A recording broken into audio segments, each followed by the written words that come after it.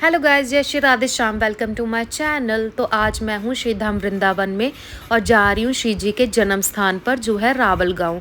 बहुत से लोगों का मानना है कि हमारी श्री जी बरसाने में जन्मी थी, बट ऐसा नहीं है। जहाँ पर श्री जी का जन्म हुआ था वो है रावल गांव।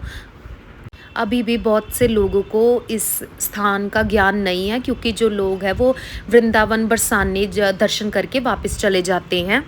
तो चलिए आज हम दर्शन करते हैं हमारी श्री जी के जन्म स्थान पे। तो देखिए, ये हमारी श्री जी का तोरण है। यहाँ पर हम हमारे श्यामा श्याम जो विराजमान है। यहाँ पर बहुत सुकून मिला हमें। ये हमारी श्री जी का तोरण भी इसे कह सकते हैं और प्रमुख द्वार भी इसे कहते हैं। तो चले चलते हैं अंदर।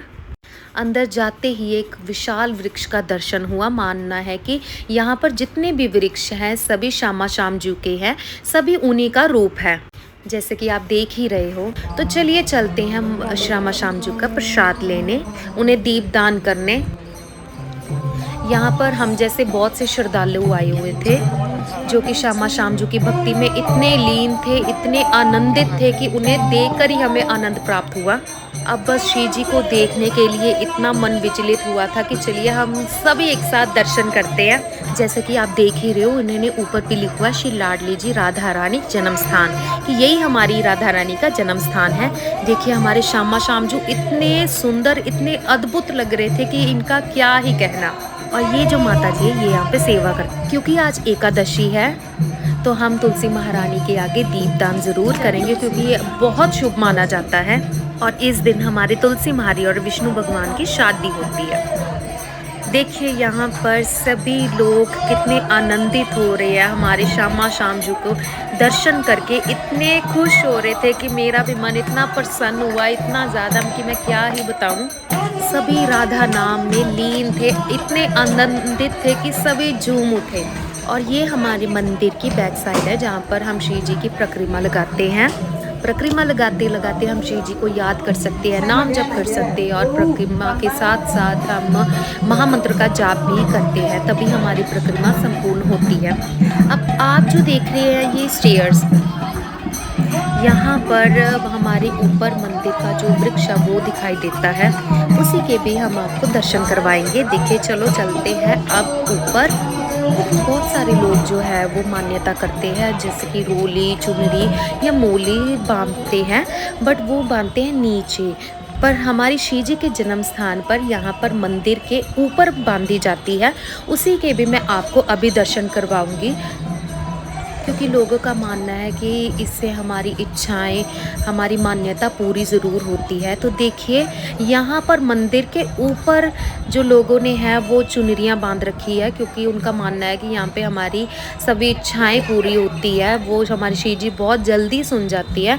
देखिए कितने श्रद्धालु है, कितने सारे लोग हैं जो हमारी श्री जी से कुछ न कुछ मांगते रहते हैं। हमारी श्री जी तो इतनी दयामय है, इतनी दयावान है वे, कि वो सबकी इच्छाएं पूर्ण करती है। तभी तो उन्हें बरसाने वाली भी कहा जाता है, क्योंकि वो सब पर कृपा बरसाती है, सभी को एक समान देखती है। मंदिर के बाहर जाते ही एक बहुत छोटी सी गौशाला है, जहाँ पर कोई भी सेवा कर सकता है। वैसे भी गौ माता की सेवा तो सभी को करनी चाहिए, क्योंकि ये बहुत शुभ मानी जाती है। क्यों, और वैसे भी जो गौ है वो हमारी माता है। इस स्थान पर बहुत कम लोग आते हैं, क्योंकि ज़्यादा लोगों को इसकी ज्ञानता का नहीं पता है। और यहाँ पर राधा रानी का प्राचीन बगीचा भी है, और ये बहुत सुंदर है।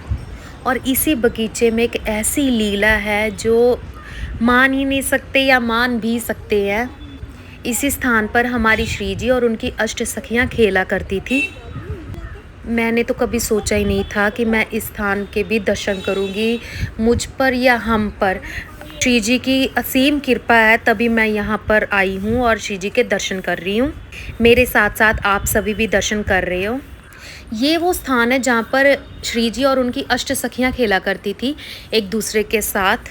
यहाँ आप जहाँ देखोगे वहाँ ही वृक्ष दिखाई देंगे। और इसी के साथ अब हम दर्शन करेंगे राधा रानी और कृष्ण के वृक्ष के रूप में। मान्यता यही है कि यहाँ पर श्री जी और कृष्ण जी एक दूसरे से लिपटे हुए हैं। ये वृक्ष बहुत विशाल है। ये देखिए, इनकी लताएं एक दूसरे के साथ जुड़ी हुई थी। मानते हैं कि ये दोनों एक एक जिस्म एक जान है और ये राधा कृष्ण ही का ही स्वरूप है। कहते हैं कि इस वृक्ष के दो रंग है, एक काला और एक सफ़ेद।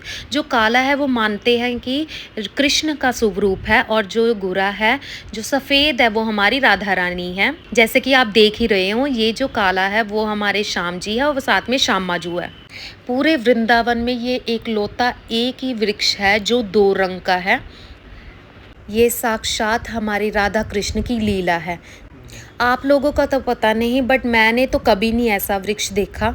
आप जब भी वृंदावन आए तो यहाँ पर ज़रूर आइए, क्योंकि कलयुग में ऐसी लीला देखना साक्षात हमारी श्री जी की असीम कृपा है। जहाँ पर हमारी अष्ट सखियाँ खेला करती थी हमारी श्यामाजू के साथ, यहाँ पर भी हमारे लाडली जू और लालजू विराजमान है। तो देखिए कितने सुंदर लग रहे थे।